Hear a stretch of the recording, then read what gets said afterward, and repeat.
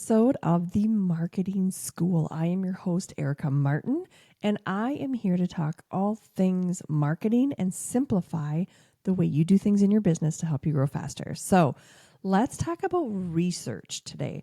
Researching your audience to find out what do they want? What kind of content do they want? Who are they? What overall is this group of people that need your service and product? Who are they? Because then we can understand who and how to market to them. So let's talk a little bit about that. Now, this is probably one of the bigger steps that I notice inside the marketing schools that a lot of my clients miss. And it's not on their fault, but it's just something within marketing, that a step that they miss, because they come to me and they tell me, okay, I'm talking to women ages 35 to 65 about XYZ. And I'm like, your audience that we're going to talk to on social media does not have an age. They don't have a demographic. That is something for Facebook ads, and I'm not here for that. I am here for understanding who your audience is around a problem that we can solve.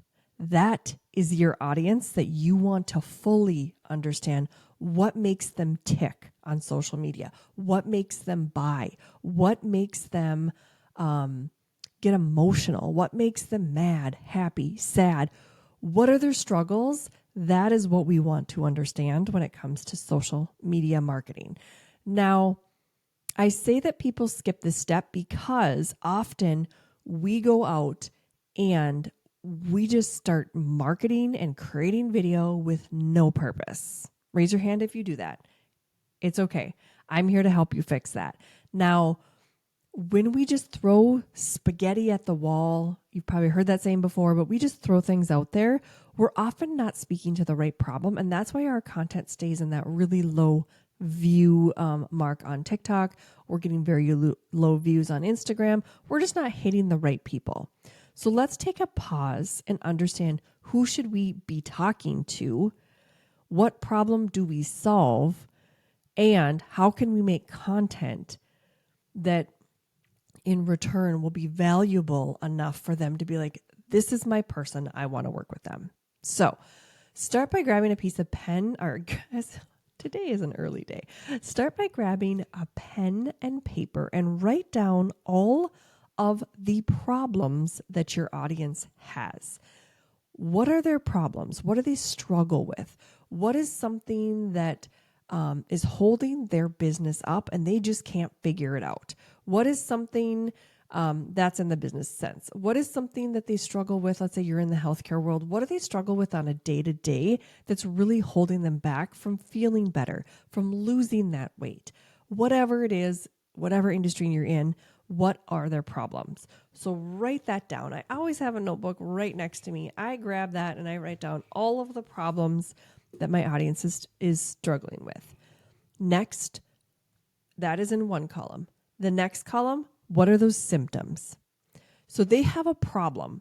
They think, let's say, for example, they think that their problem is they can't lose weight because they're not working out hard enough. Okay? This is an example in the healthcare industry. They're not losing weight because they just aren't working out hard enough. They need to work harder. They need to run more. They need to run for an hour versus 20 minutes. That's what they think their problem is. Now they have a symptom, right? What is their symptom? They're not losing weight. They're doing all the things that they think they should be doing right, and they're just not dropping those last, 20 pounds, 10 pounds. They want to start something and they don't know where to start. Those are the symptoms to what they think their problem is. Now let's take it a step further. So you have the symptom, the problem, and what their problem actually is. This is the aha moment that we're going to create for them and make them believe something completely different than what their problem is. Now, this is all, bringing this together is backing it with a little sales psychology that is very much infused in everything that we do. So Their symptom to what they think their problem is, their symptom is they just can't lose weight. They've been dieting, they've been, counting macros, they just can't lose weight. Their problem is that they think they're not trying hard enough. Let's talk about their actual problem. It's different. Their actual problem could be they have hormone resistance. They have stuff going inside their body that their body will not drop that weight.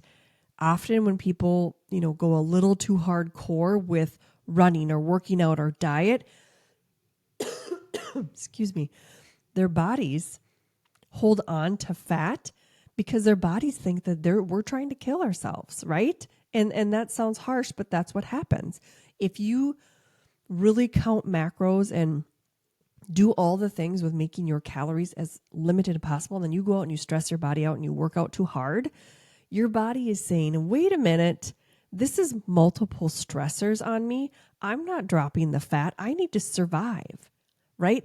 So a hormone issue, or they're working out too much, or they're dieting too much, right? That's the root problem.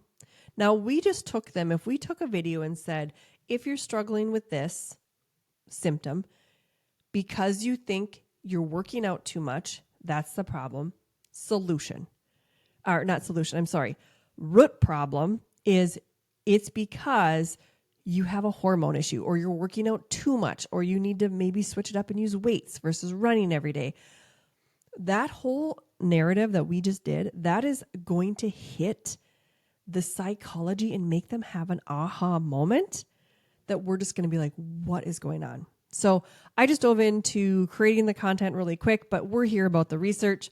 But let's talk more about the problem, right?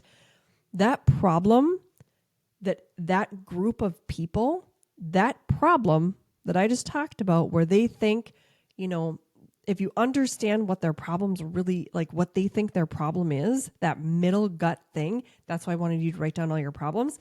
If you understand that problem, that is who your audience becomes. So let's talk about in the health care, that scenario I just gave you. Let's say that all of the problems that I just talked about are women that are in perimenopause. That's your group of people. That's your audience. That's the people that you need to speak to, right? That collective problem is your group of people. So how to find that? You can go to, the best way is go to people that are in your similar niche. Go to their accounts, go look on the comments in their accounts, and read those comments. So read, what are they commenting on? If someone does a video similar to what I just did, what I just told you, a script that you could 100% use if you're in the healthcare industry, if someone did a video and people are commenting, yes, this is me, or yes, I have that problem, right there, you know that video is speaking to the right person. Now, don't go off and copy that video, but take it, twist it into your own method and your own way, and boom, that will be amazing. So your group of people, understanding your audience, starts with, what are their problems? Group them with problems. Now, if you solve multiple problems in your business, I'm a marketer. I solve a lot of problems. But if you solve multiple problems within your business, group them into the different problems. I have a group that are people that can't grow on Instagram. I have a group of people that can't grow on TikTok. Those are the problems that I solve. Those are the problems that my products and my services solve. Group them like that. That is one of the best ways to really understand your audience, because if you can understand their problem, you can understand who they are.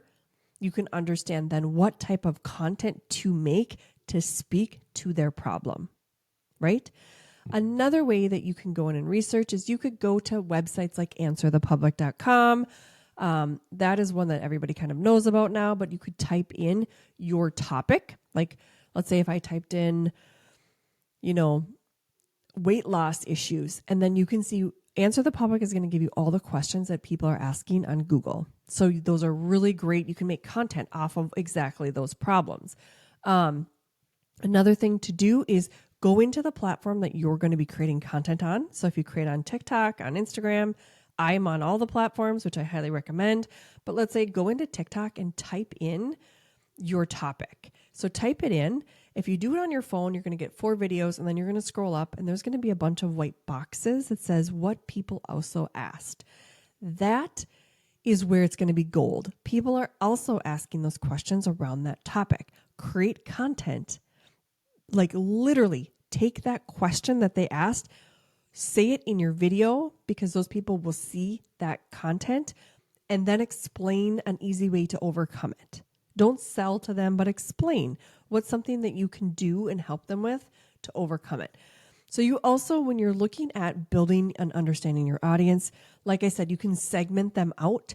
You can have audiences with different problems. If you have multiple products that, alleviate multiple problems, great. You want to really look into if people go live, that's gold.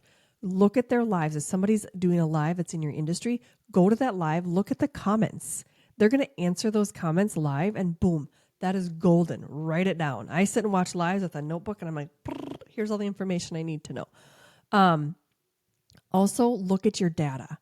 Look at the back end of TikTok. Look at the back end of Instagram. Look at Meta, Facebook. Look at all YouTube, wherever you are at. Look at the data to find out what's going on with your content. Are people just not reacting to it? Are they watching the first 30 seconds or take that back, 3 seconds, and they're dropping off? It's because your content isn't speaking to them. Understand what your audience wants. And I've been talking a lot today, you guys. Understand what your audience wants.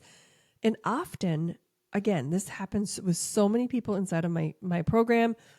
Your audience, what they want and what they want to hear is probably different than what the content is you're making. Because what happens is if I said to a health coach, explain weight loss and hormone resistance to me, they're going to overcomplicate it because they're brilliant. They're going to overcomplicate.